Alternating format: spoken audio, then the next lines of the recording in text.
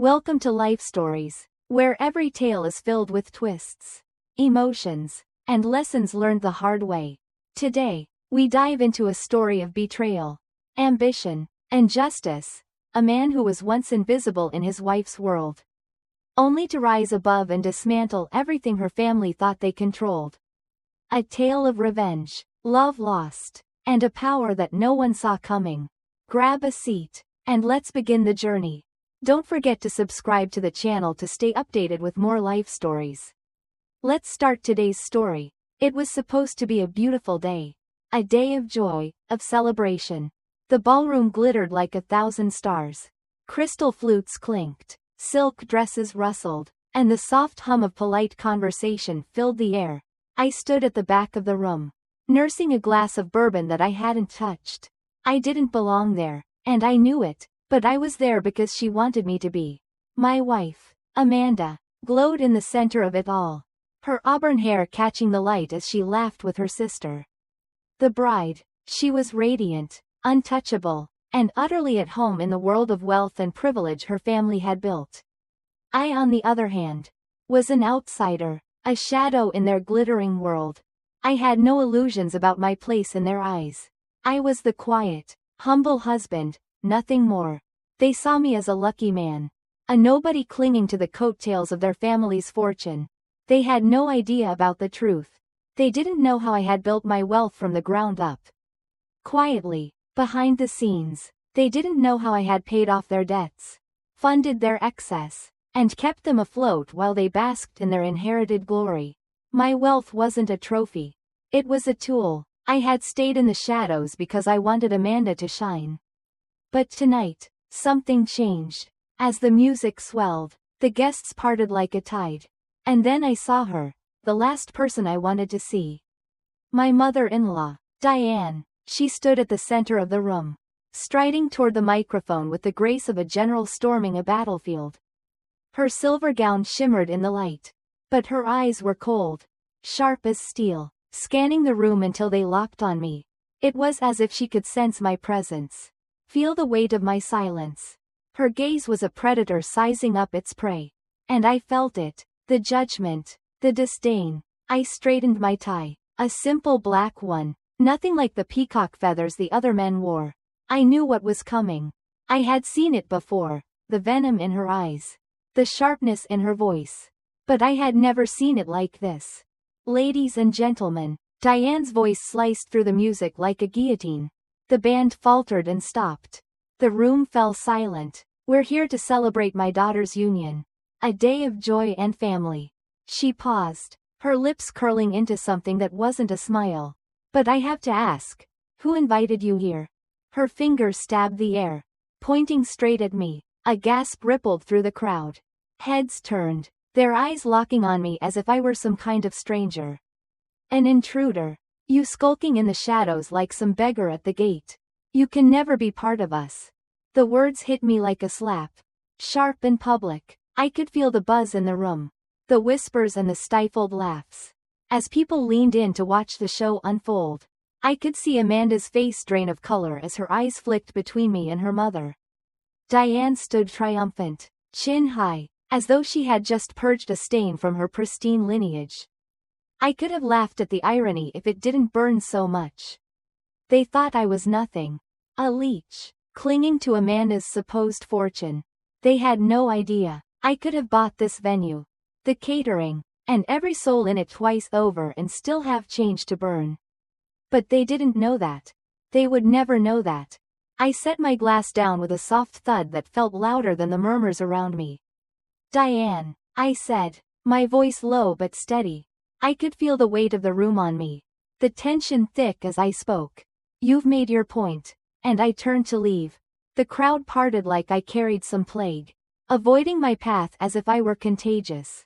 Amanda rushed after me, her heels clicking on the marble floor. James, wait, she hissed, grabbing my arm just outside the ballroom doors. The air in the corridor was cooler, free of perfume and pretense. But her touch felt like a shackle. You can't just walk out like this. She pleaded. She didn't mean it. She's just upset. It's the wedding. She's drunk.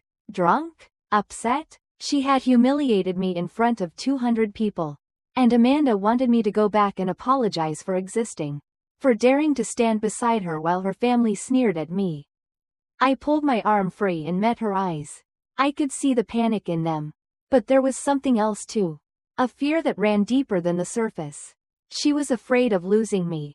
She was afraid of what this would mean for her. For them. No, I said flatly. The word final. Her mouth opened, then closed, fish-like and helpless. She didn't say anything more. I didn't wait for her to say anything else. I walked out into the night. My car waiting in the distance. It was a modest sedan I had chosen over the Bentleys they would have preferred me to drive. The engine purred to life as I gripped the wheel. The leather was cool against my palms.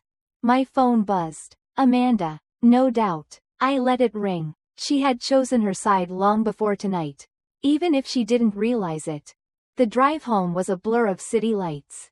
Rage. And something else. Something colder. It settled in my chest like a stone. They thought I was nothing. Diane. With her venomous tongue. Amanda. With her spineless plea. Her sister. Clara. With her smirk that was always too knowing. Always too self-assured. And the rest of them, her family. Dripping in borrowed arrogance. They didn't know who I really was. They had no idea. They had no idea that it was me who had been quietly paying their bills. Funding their excess through back channels they'd never traced. I had stayed in the shadows because I liked it there. I liked letting Amanda shine in her world of privilege. While I worked behind the scenes. Unseen. My wealth wasn't a trophy. It was a tool. I had built everything from the ground up. And yet here I was. Being treated like a nobody. They had no idea the power I held. I pulled into the driveway of our house. It was hers technically. In their eyes. But I had paid off the mortgage years ago. The lights were off. And the silence of the place was a stark contrast to the chaos I'd left behind at the wedding. I poured myself a drink. The amber liquid glowed in the dim light, catching the moonlight as it poured into the glass. I could feel the burn of the bourbon as it slid down my throat. And I welcomed it. My phone buzzed again. Amanda. Still trying to reach me. I let it ring. She had made her choice. She had sided with them. Even if she didn't realize it yet. I called my sister, Sarah. She picked up on the second ring.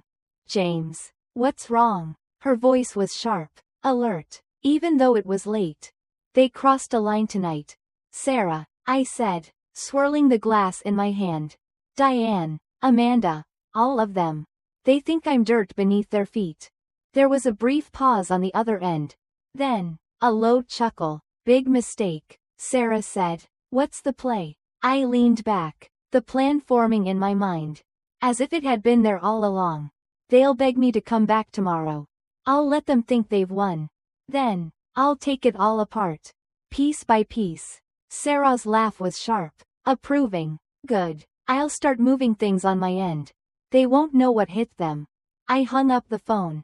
The glow of the screen illuminating my face in the dark room. I didn't know why it still hurt so much. The way Amanda had pleaded with me to go back. She was weak, so weak. She had let them walk all over me. Let them humiliate me. And now she wanted me to apologize for existing.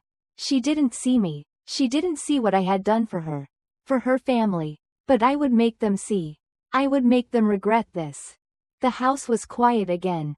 The silence was oppressive. But it didn't matter. I had something to focus on now. Something that would keep me sharp.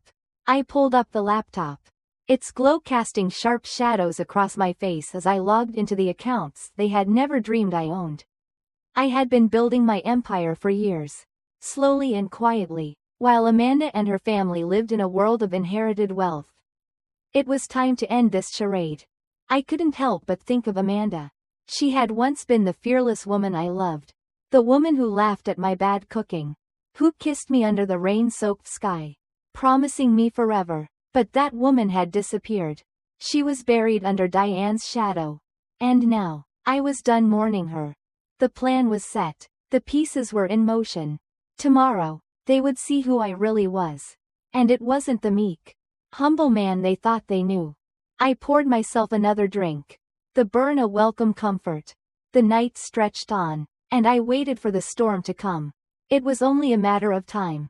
The days bled into one another, each one passing like a thread in the tapestry of ruin I was weaving around Amanda and her family. Every move, every transfer, every small shift in the shadows, it all led to this. They thought I was weak. They thought I was just a shadow. But I was the one pulling the strings.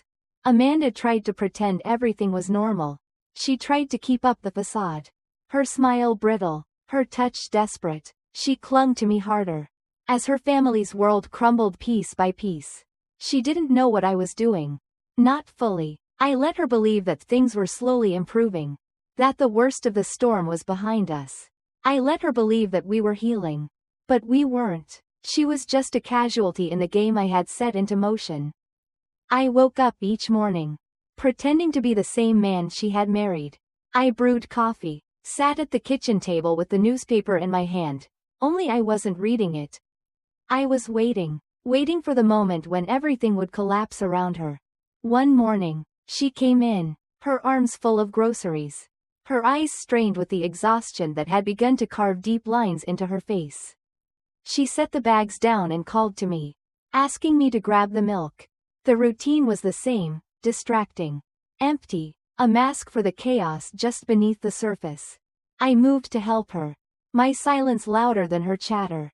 She unpacked with mechanical precision, avoiding my eyes. She had known something was off since the night of the wedding. But she convinced herself it could all be smoothed over with time and groceries. She was wrong. We need to talk, I said, my voice steady but cold. Her hands stilled, a jar of honey hovering in midair. Slowly, she set it down and turned to face me, her freckles stark against the pale flush of her cheeks. What about? She asked. But the tremor in her voice said she already knew. About your family, I said, keeping my tone flat. About where you stand. She frowned, a strand of auburn hair falling from behind her ear as she tucked it nervously. What do you mean? I told you last night was a mistake. They apologized. You were there at brunch. Stop it, Amanda, I said, cutting through her words sharply. They didn't apologize because they were sorry. They apologized because they think I'm weak. And you let them do that to me. Her eyes darted around, trapped. I didn't mean it like that. I just wanted peace, James. Peace for us. I could see the pleading in her eyes. But I couldn't give in. Not anymore. There's no peace when your mother calls me a beggar and you stand there begging me to kiss her ring. I said, the anger bubbling up. Where were you when she humiliated me? Where's your spine, Amanda? Her hands gripped the counter behind her as she recoiled, her breath catching in her throat. That's not fair. She's my mother. I can't just cut her off. She's my family. And I'm your husband. I shot back. The words were heavy with the weight of 3 years of quiet sacrifices. Sacrifices she never saw. Am I just the shadow you let them step on? Her eyes filled with tears. But I didn't soften. I couldn't. I'm not choosing between you. She said, her voice breaking. I love you, James. You know that. Then prove it, I said, locking eyes with her. Me or them. Right now. No more half measures. No more excuses. You pick a side, Amanda, or I walk out that door and I don't come back. For a long moment, she stood there, frozen. The room was quiet, except for the soft ticking of the kitchen clock. Each second like a hammer striking nails into a coffin. Her breath hitched as she wrestled with herself. With love, loyalty, and fear. And then, finally, her voice broke. You. I choose you. The words should have felt like a victory. They should have felt like relief. But they didn't. They were hollow, pragmatic. She didn't choose me because she believed in us. She chose me because she thought I would break without her. She didn't realize that I had already started tearing our world apart. I nodded, letting a flicker of relief cross my face just enough to sell it. Good. We'll figure this out together. I stepped forward, pulling her into my arms. She clung to me, her tears soaking my shirt as I held her. It felt like nothing had changed. But everything had. As she slept upstairs that night, I sat in the dark of my study, staring at the glow of my laptop. Sarah had texted earlier, First transfers done. Boutique lease is toast. Trevor's investors are jittery. I typed back. More. Finish it. I was methodical, precise. Every piece of their empire was crumbling. And they wouldn't even see it coming. Tomorrow, they would beg me to come back. And when they did, I would let them think they had won. But they had no idea what was coming next. As the final pieces of their world crumbled, I couldn't help but feel a strange sense of satisfaction. They had never seen me for who I truly was. They had dismissed me as nothing more than an accessory to Amanda's wealth. But I had played the game carefully, silently, and now it was all falling apart. Diane, Clara, Trevor, their arrogance, their entitlement, all of it reduced to ash. It wasn't out of greed that I had done it. No, it was about justice, about making them feel the weight of their cruelty. Amanda had chosen me in the end. But it wasn't enough. I had already moved beyond her. The love I once had for her had faded, replaced by a cold understanding that she wasn't the person I thought she was. The woman I had married, the fearless, unapologetic woman, was lost. And the woman standing before me now, pleading and broken, was a stranger. The phone buzzed again. Sarah's text lit up the screen. Everything's in place. It's over. I looked out the window, watching as the storm clouds gathered on the horizon. They thought they had won. Thought they could manipulate me into submission. But the game had always been mine. The last laugh would be mine too. I picked up my coat, ready to leave this chapter behind. Amanda would never understand why it had to be this way. She would never see the man she had driven me to become. But in the end, I had played my hand. And I had won. Thank you for sticking with me through this story.